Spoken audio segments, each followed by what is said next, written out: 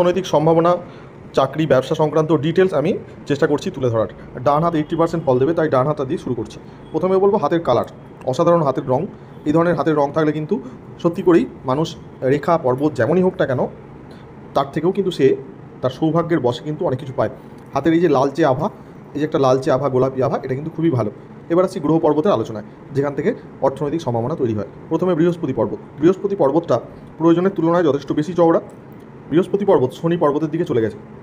যখন এই এতটা চওড়া হয় তখন শুভ ফল তো অবশ্যই পায়, তার সাথে সাথে মানুষের মধ্যে একটা আত্মগরিমা তৈরি হয়, যেটার জন্য হয়তো মানুষ ভুল বুঝতে পারে।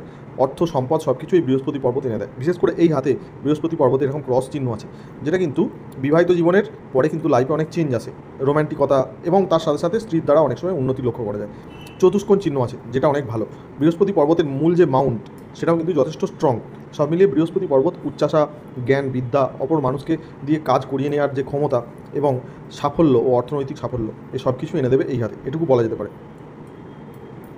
এরপর যেটা নিয়ে কথা বলবো সেটা হলো শনি পর্বত।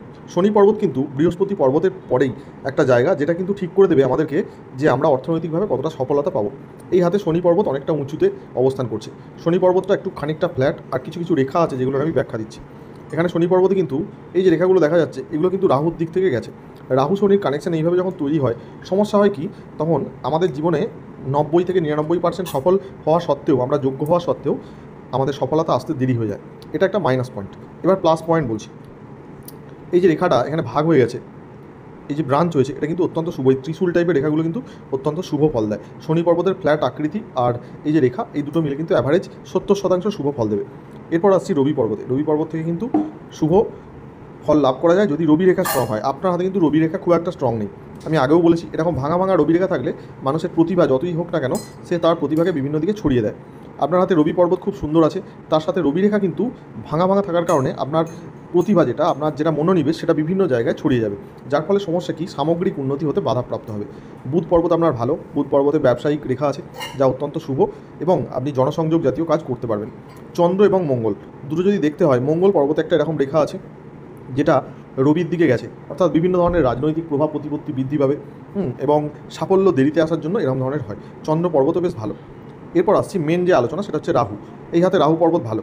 আমি যদি ভালোভাবে দেখি, রাহু পর্বত পরিষ্কার পরিচ্ছন্ন, যেখানে কিন্তু অশুভ কোনো রেখা নেই, যা আপনাকে কিন্তু হঠাৎ হঠাৎ ধন সম্পদ লাভ করতে সাহায্য করবে। এবার অন্যান্য রেখাগুলোর মধ্যে যে প্রধান রেখা, যেটা আমাদের ভাগ্যের অর্থনৈতিক উন্নতি তৈরি করে, সেটা হলো ভাগ্য রেখা। সৌভাগ্য রেখা মণিবন্ধ থেকে উঠেছে, অর্থাৎ আপনি স্বাধীনচেতা মানুষ, নিজেই নিজের কাজ করতে ভালোবাসেন, কারো উপর নির্ভরশীল না হয়ে। আপনার সৌভাগ্য রেখা এসে 35-এর আশেপাশে থেমে গেছে, এবং তারপরে আপনার 35-এর পর থেকে একটা হালকা ভাগ্যরেখা এইভাবে উঠেছে, ক্রমশ সেটা শনি পর্বতে চলে গেছে। জীবনের শেষ দিন পর্যন্ত অর্থের অভাব হবে না এই হাতে, এবং পরিশ্রমের দ্বারাই কিন্তু উন্নতি করা সম্ভব। সরকারি বড় চাকরি কিন্তু এই হাতে আমি দেখতে পাচ্ছি না। আপনার প্রাইভেট জব বা যে কোনো ধরনের ব্যবসা, ভারতীয় মুদ্রায় 35 থেকে 40 হাজার টাকা এই হাতে আয় করা সম্ভব। ব্যবসা করলে আপনি কিসের ব্যবসা করবেন যদি প্রশ্ন করেন, আমি বলবো এমন কোনো ব্যবসা করুন যেটা আপনার হাতে যে রবির এই যে সমস্যা, যেটা কারো হাতে নেই, সেরকম ধরনের মানুষের সাথে যুক্তি করে ব্যবসাটা করুন। আপনার হাতের এই রবির সমস্যাটা আপনি কোনোভাবে পাথর দ্বারা মেটাতে পারবেন না। এমন মানুষের সাথে পরামর্শ করুন যার হচ্ছে রবি অত্যন্ত শুভ, এখানে একটা স্ট্রং রবি রেখা আছে। সেরকম মানুষের সাথে পরামর্শ করে যে কোনো ব্যবসা করুন, বা যে কোনো জব করুন, বা জীবনের যে কোনো বড় সিদ্ধান্ত নিন, কিন্তু আপনাকে পরামর্শ করে করতে হবে, তাহলে কিন্তু আপনার জীবনে চরম সাফল্য আসবে। এখন আপনার বয়সটা কম, তাই আমি বলবো এখন অনেক সময় আছে। জীবনে সাফল্য আনতে গেলে আপনি নিজে সব জানেন, বা সব আপনি যেটা ভাবছেন ঠিক, সেটা কিন্তু যদি ভেবে থাকেন তাহলে ভুল করবেন।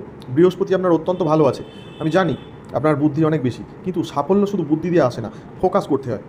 আপনার ফোকাস লাইফে যদি আপনি একটুখানি ঠিক করে না করেন, কিন্তু সমস্যা তৈরি হবে। ওকে,